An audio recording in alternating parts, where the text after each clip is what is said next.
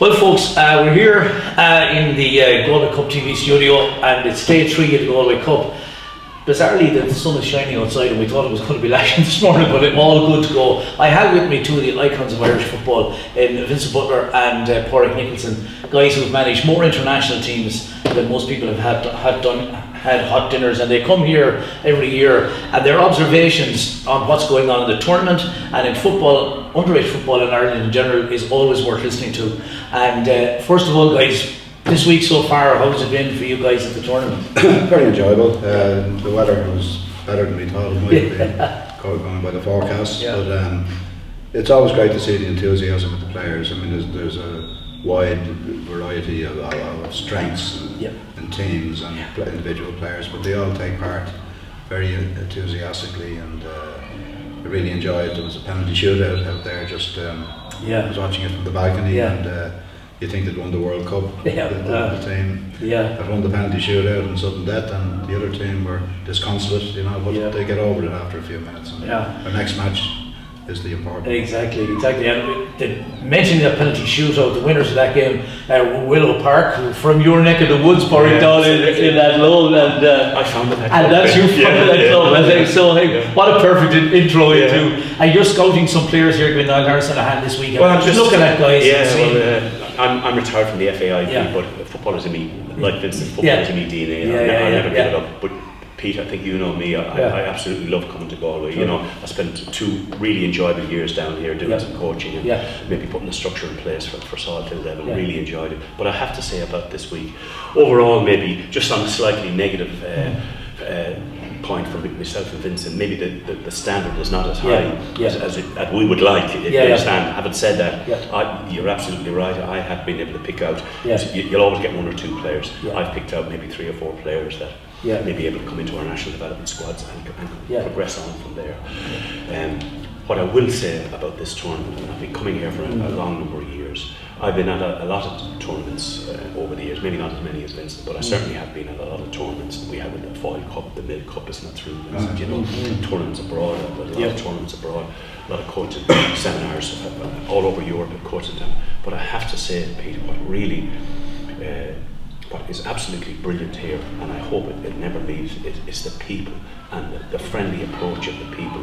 The morning you arrive, you get out of your car, you go upstairs, you get a cup of coffee, the girl is serving you behind the park, how you doing, smile on her face, somebody else is coming down chatting to you, and that's the theme of the whole week. And I hope that is an absolute, I know it's not directly related to football, but it's so important. Well, we've always we've tried to operate here over the years, and there's the friendly tournament thing, that in the overall scheme of things, being nice and polite to people doesn't cost you a damn thing, and it's always, and even on the days when the odd shower of rain comes down and everybody's inside huddled out of it, they're not miserable, where in other places, once the rain comes down, it gives you an opportunity to start whinging about things. But it's interesting to pick up on your point, and Vincent might take this up. We're still trying to identify young players that might get into the developmental centres and that type of thing. But what has hit the tournament a little bit in the last year or so is the advent of the League of Ireland underage structure. Now, I've been involved in soccer as well, but not to the level you guys have over the years, and my jury would be out big time on whether or not it's a good thing or a bad thing. I personally think the under 13 is a bit young, but I'd really welcome your views on that, because you know a hell of a lot more about it than I do. Yeah, well, the under 19s were in existence for a few years, and that certainly didn't interfere with any underage club, because they usually stopped around under 18. And then when the 17s came in,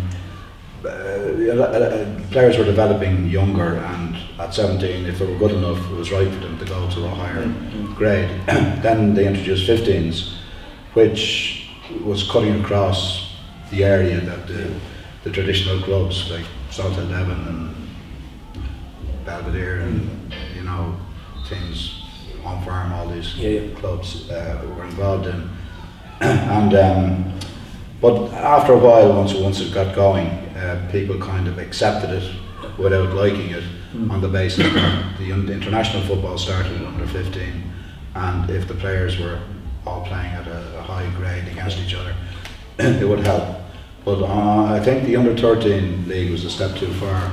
It's not even rational, because physiologically, kids of 12 years of age, when they finish that under 13 season, cannot go and play under 15. Yeah. I mean, kids will be, some of them might still be in primary school or going into first year, whereas kids going into the under 15 now, who are genuinely under 15, are going into third year in some cases. Yeah. And what's happening is, there's the first under 13 leagues is in process at the moment, and it will finish in a couple of months. Now there'll be over 400 kids will be coming out of that. Yeah. They cannot go to under 15. And what has happened is they've all gone from the original clubs. We have lost, because we have a reasonably high standard in Belfast where I'm attached to, the whole panel goes. Yeah. Like 4 might go to Pats, 3 to Bowes, 2 to Cabinteely, 2 to UCD. There's 8 clubs around the Dublin area that, so we lose the whole thing. We've no 14s or 13s next season because the whole squads are gone.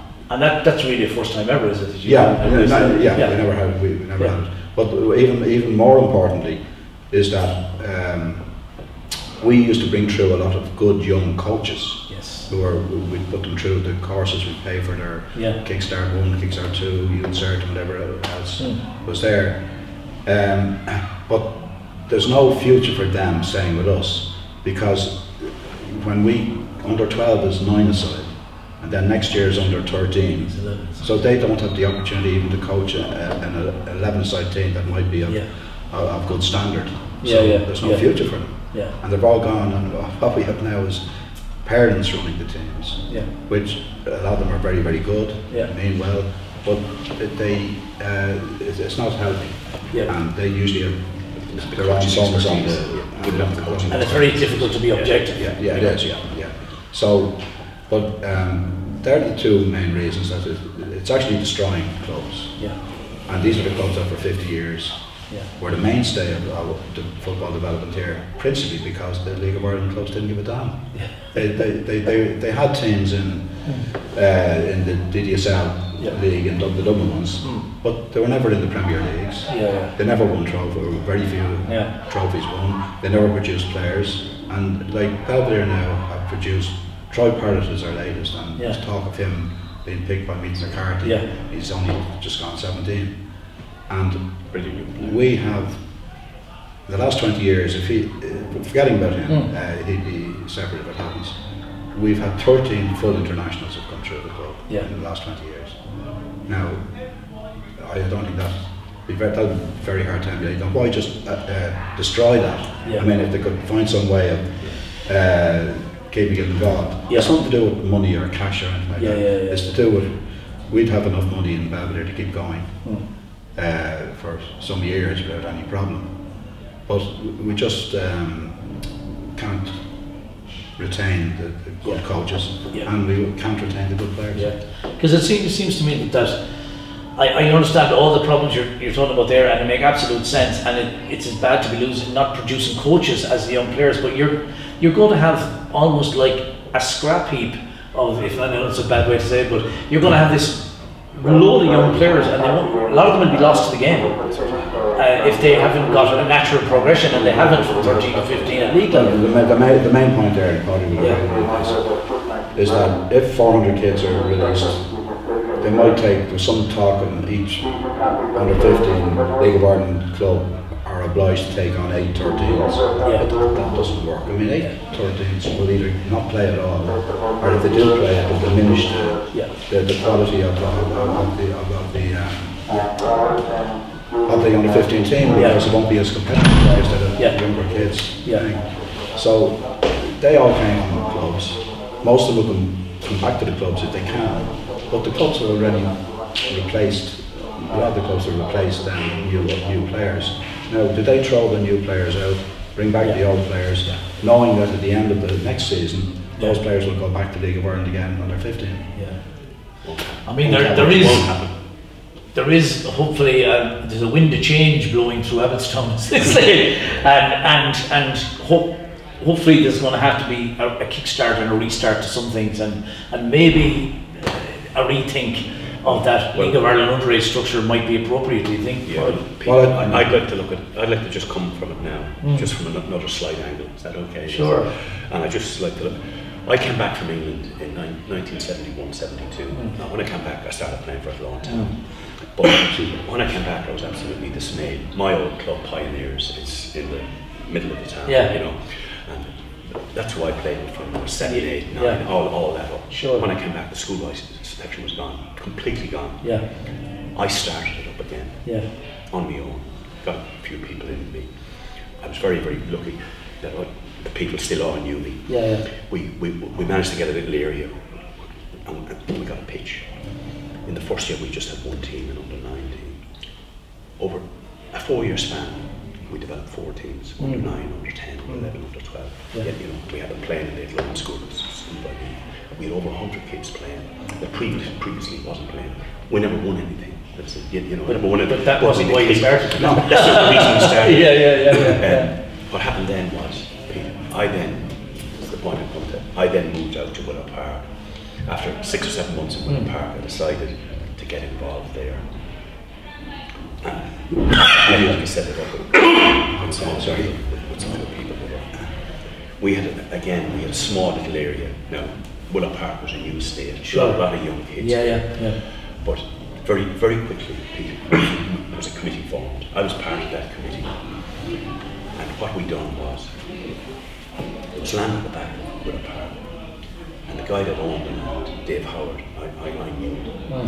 Now, he could have sold the land and got treble or what we eventually gave him, because he could build houses there. You know, but he decided to give us the land because we told him this was going to be for kids who were going to provide enjoyment and at that time drugs were sort of starting to come in. You understand what I'm saying? So anyway, for the long story short, we got the land.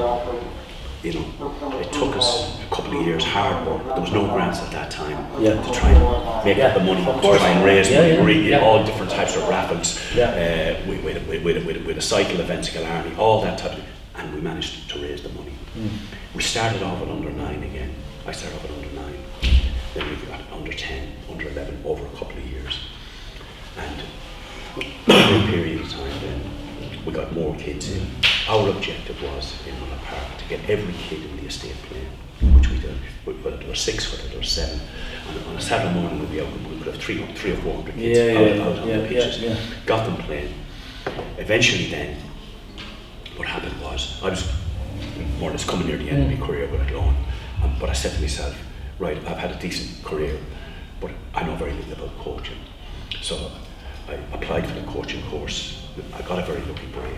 I went to Dublin, you know, and the person who was running the coaching course, Alan Wade, he was the top guy, Vincent, you knew, in England, so top head coach in England at the time. But when I was coming near the end of the first course I was doing with Alan, and he was a real gentleman, I said to him, listen Alan, I said, I'm in a club down the country, there's absolutely no coaching now. Everything you're doing here now is, I can't go and speak to anybody about it. There's nobody more experienced than I am, because I'm not into coaching.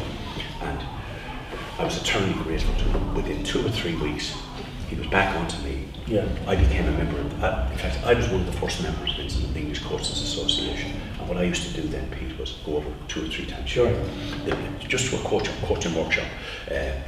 Dario Grady or Don Dave Sets would be putting on. He'd be there for 2 days. But the great thing for me, Pete, was that the Friday night they'd put us up in accommodation, so you'd be in groups. I could be with the assistant head coach in RC, so I'd be picking his brains and all that. But the consequence of that was we started to improve, and that was really how I got to know Vincent and Nora Riley. God be good to him, was a brilliant coach, you know, because what we done was we were winning the Connacht area nearly every year. Our under 12s, our under 14s, we were getting to quarterfinals, semi-finals of the All-Ireland Cup, under 12, under 14. Belvedere beat us a couple of years, Cherry Orchard beat us a few years, Cherry Orchard beat us 1 year in the semi-final. But that was the progress we were making. But it was all, the philosophy in our club wasn't about winning, it was about development, it was about improving. But the point that I make, Pete, is this, and I think it's a very relevant point. I was given time with other people, with other great people in the club, to develop the club, to develop the club right up. We developed teams up to under 16. you know, we were able to do that over maybe a 7 or 8 year period. Yeah. When I look at the situation now, I look at Conor Fraudy out here at the moment, and Lord Brett, they're doing very good with the Willow Park teams. Yeah. They have the under-12s at the moment now. Conor has been with them 4 years. I've seen the work he's done. He's done some very good work with Conor. You know what I mean? They have a decision to make now in the next few months. 7 or 8 of those kids could go into it alone. Yeah. Do you understand what I'm saying? Yeah. Not only could they go into it alone, Conor Fraudy, the coach, he could go in. Yeah. Now, I'm only speculating. Sure, but yeah. It could, but there's a possibility it could happen. Gordon could go with it. Yeah. So not only are you losing 7 or 8 players, you're losing 2 of your best coaches as well. And that bears out exactly what you were saying. The solution I would have for what I'd like to see over the last few years, the bigger clubs in Dublin, Cherry Orchard, Crumlin, Home Farm, Kevin, Stella Marsden, Belvedere, they have academies with 4, 5, 6 and 7 year olds. And then they go on to under 8s, under 9s, under 10s, under 11s, under 12s, and then you come to 13s and you're gone. But my solution would be that they could go through up to including under 14s. They play the Kennedy Cup, and then the best players are taken from the Kennedy Cup and go to League World then. And we will hold on to some of the better coaches because they have a pathway to go from, if they want to, from 4-year-olds up to 14-year-olds. But they'd probably start at 8 or 9 coaches. But otherwise, they're going to put all these grassroots clubs out of existence. Those that remain will just be community clubs. Where does it? Yeah, and I think that is the key point, and I think for anybody who watches our chat today, that's what we have this club here in Salton Devon because, as Pádraig said, a few determined people said we're going to put this thing here and then we're going to put a tournament here so kids can come and play, and he didn't care who was going to win it. And it's like with Willow Park and the fruits of what you guys have done over the years. It's showing Willow Park are out here winning the penalty shootout, but it's not just winning the penalty shootout, they're here competing every year. Absolutely. And the point to make about Troy Parrish, who played here in the Galway Cup a few years ago, and now he's in the Spurs squad. I'm a Spurs supporter, I have to say, it was brilliant. But that's a testimony to what you guys have done in Belvedere. So 13 full internationals in a few years because you did things right. And Willow Park going, developing Gordon and Conor Foley as well. So that's all part of the picture. And I think if we don't grasp the thing by the horns and say, look, let's not keep doing silly things, let's do it right, I think it's safe to say that we'll be struggling for a while, but we have a real chance. Would you think so, guys? Yeah. So that's great. Listen, thanks very much. No problem. It is an absolute pleasure as always to speak with Vincent and Pádraig, guys who really know what they're talking about. And thanks very much, guys, and enjoy the rest of the week. Thanks very much. Thanks very much. Brilliant. That's great.